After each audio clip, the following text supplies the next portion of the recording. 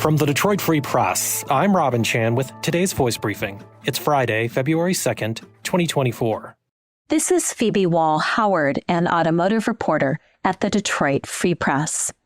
Barrett-Jackson has seen a lot of activity at its auction house in Scottsdale, Arizona, specifically involving Ford vehicles, classics and new. Celebrity Kris Jenner just sold her '56 Ford Thunderbird for $49,500. That wasn't high or low for that particular vehicle. However, the 2024 Ford Mustang Dark Horse VIN number 1, first to be produced, sold for $300,000, almost 4 times the sticker price.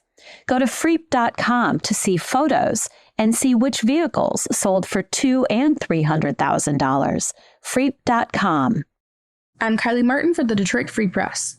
On Tuesday, more than 500 trucks wheeled their way into Ford Field and dumped about 26 million pounds of dirt onto the stadium floor. The dirt will be shaped into a racetrack throughout the rest of the week, leading up to Saturday when Monster Energy Supercross 2024 comes to Detroit with one of the biggest and most competitive dirt bike races in the country. Tickets for the all-day event are still on sale. On Saturday, the doors will open at 8 a.m. for viewers to come in and watch riders as they practice. Opening ceremonies don't start until 2:30, and the real competition begins at 3, and is expected to run until 6. As soon as the black and white checkered flag is waved, crews will get to cleaning up Ford Field, quickly bulldozing all the dirt, removing the filthy tarp underneath, and sweeping away any leftover dust and grime until the stadium is spick and span again. This is J.C. Rindle with the Detroit Free Press. One of the oldest theater buildings still standing in Detroit was demolished this week to make way for future development. However, the historic facade of the National Theater had already been taken down and is being preserved for reuse. The theater dates to 1911 and was located on Monroe Street in downtown. It closed in the mid-1970s and had been vacant ever since. Dan Gilbert's Bedrock firm plans to redevelop the site as a 2,000-seat concert venue and later about 250 apartments and some retail and office space. Plans call for incorporating the theater's facade into the concert venue. The development project has been delayed, but could finally get started this fall.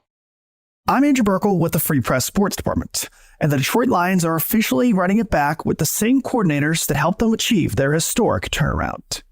Anytime that you have a season as successful as the Lions just did, and especially when it comes with a franchise not historically known as a winner, there's going to be a lot of interest from other teams in the league in plucking the coaches who helped make it happen. So as the Lions were winning this year, there was constant talk that the team could lose not just one, but possibly both of their coordinators, Ben Johnson on the offensive side and Aaron Glenn on the defensive side. Well, after Johnson shared earlier this week he was coming back to the team, the Washington Commanders, the final team without a head coach, announced on Thursday they intend to hire Dan Quinn from the Dallas Cowboys, meaning Glenn would be returning to the team and the Lions had escaped scot-free. That means no time spent figuring out who will be calling the plays. The same crew will be back in the facility next year, trying to figure out not only how to go back to where they got this year, but to get over that hump and into the Super Bowl. The Lions had one of the best offenses in the entire NFL last year. And while the same can't be said about their defense, Glenn consistently impressed those around the NFL with not just what they heard about his leadership abilities, but also his solutions for the holes they did have on the defensive side. Glenn was always making things tough for opposing quarterbacks with confusing blitzes from all over the field and helping the unit create more turnovers despite their suspect secondary. Now the Lions will try and improve that secondary that caused them a lot of issues in this offseason, first in free agency and then in the NFL draft, which is in, of all places, Detroit. So yeah, the Lions have their coordinators figured out now, but don't expect a quiet offseason from here on out. Find more from the Detroit Free Press on Freep.com. That's FREEP.com.